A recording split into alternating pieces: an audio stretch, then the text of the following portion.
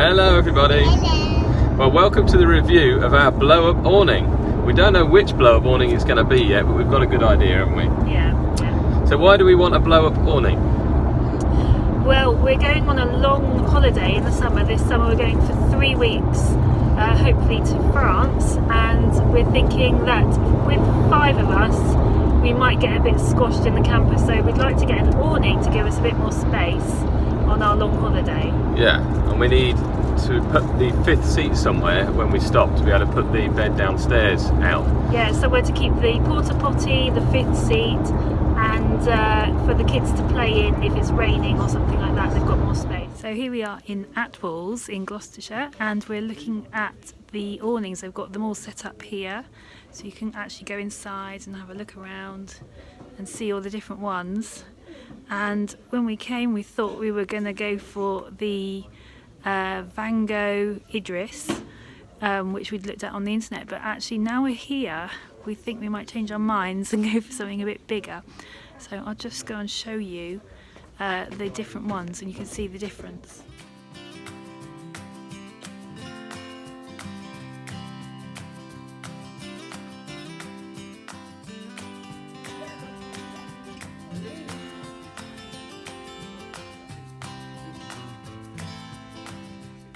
So this one is the Vango Cruz Low, and this is the one we quite like at the moment. I don't know if you can see the whole thing there. It's nice because it's got this lovely porch that goes all the way up, so you can actually properly sit a chair in here and be protected from the elements. And then if you come inside, you can properly stand up in this whole space. So it looks, I think this looks like the right one for us. Sorry for the filming.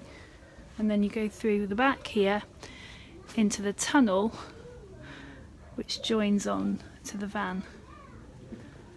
We like this one a lot more than the Idris. It's got big, thick, inflatable air tubes.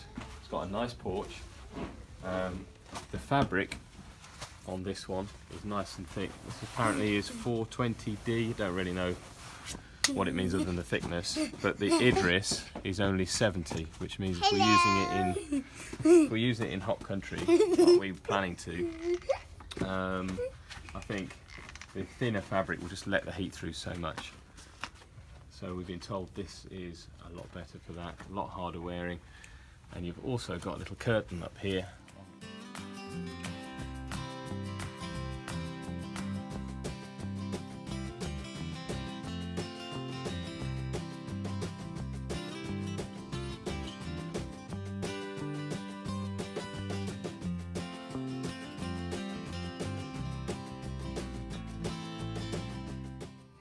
The roof's going up, and the first time we're going to attempt to put up our new awning, the Vango Cruz II.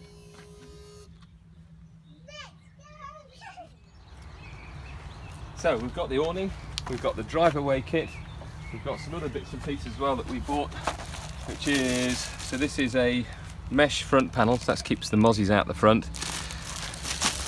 We've got a skyliner, which is like a curtain thing which goes in the top, which is supposed to help with condensation and reduces a bit of light in the tent. And this is a ground sheet, which we highly recommended because it protects the bottom of the awning. So I think we're going to start off with that one.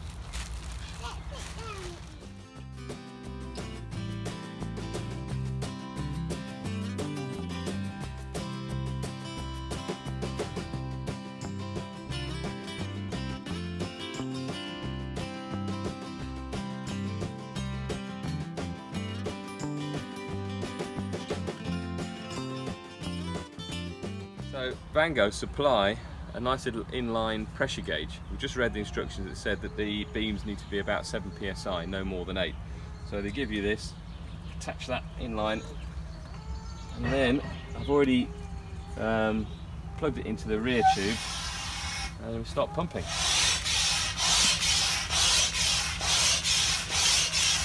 Let's have a go, Holly. Come and have a go. come on then, Iz, come and have a go. All the way up, all the way down. Oh look, see it's coming up. Right, 3 psi. Exciting. It's not going still. Whoa! Wow! That's 7 psi. Perfect.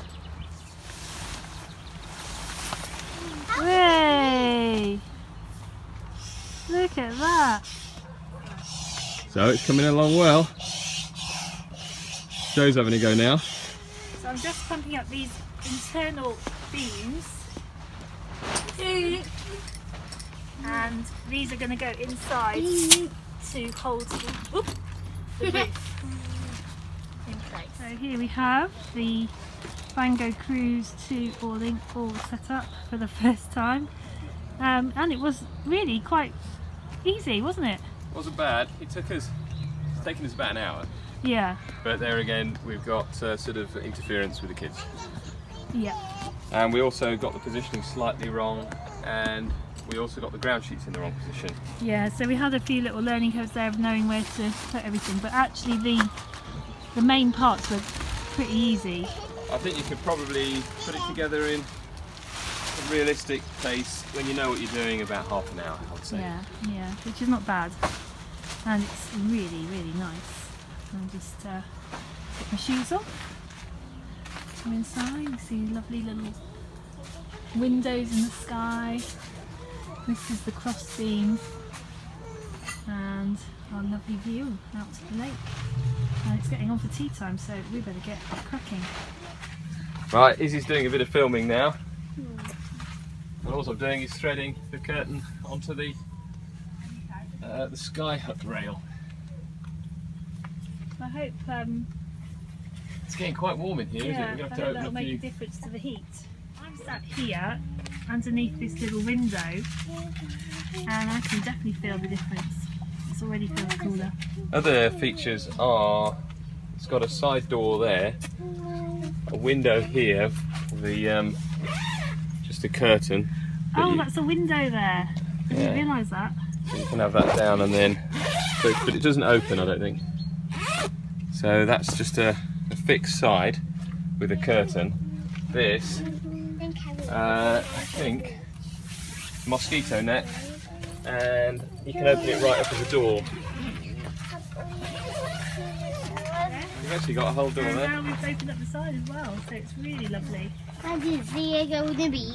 And he's on the beach. Okay, so the drive away kit that I bought for the Vango, we haven't had a chance to use. We've only been here one night, so we're not going to have a chance to use it, but I'm no expert, but I can see how it works. So having not tried it yet, I can show you what I know so far. And can you see here, this is the drive away kit. You've got the extra bit of fabric here, which goes into the channel of Famia sunblind. And then on the end of it are these, I don't know if you can see them very well, these figure of 8 tubes which go on the end of that, and then the awning itself slides into these bits on the end, the other side of the figure 8. There you go.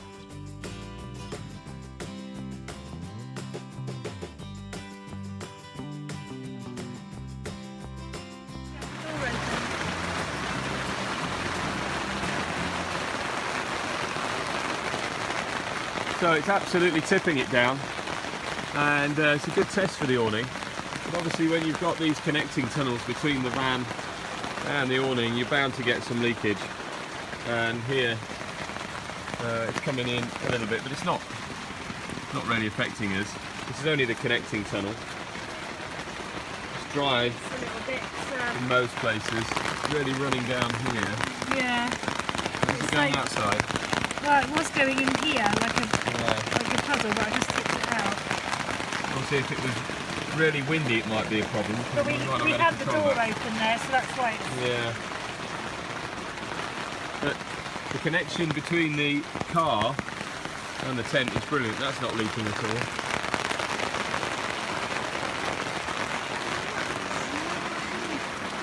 And we're bone drying here, aren't we? Yeah.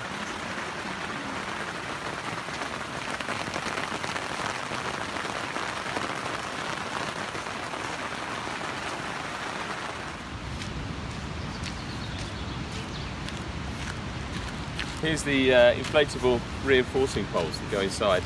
So before you deflate the awning, you have to take these out and then deflate them. Just use the other end and down they go.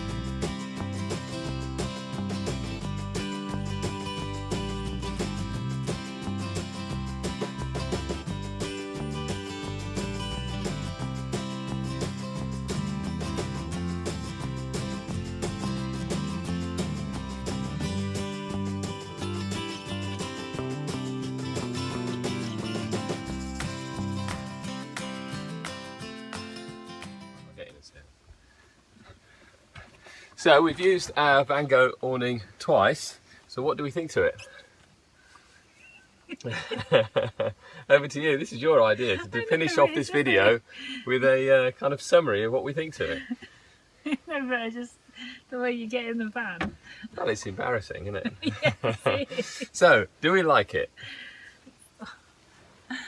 So we've used the Vango Cruz II Awning a couple of times now, and we just thought we'd do a quick little chat about the pros and cons of it, what we think of it, and whether we're happy. Yeah, and we are happy with it, it's good.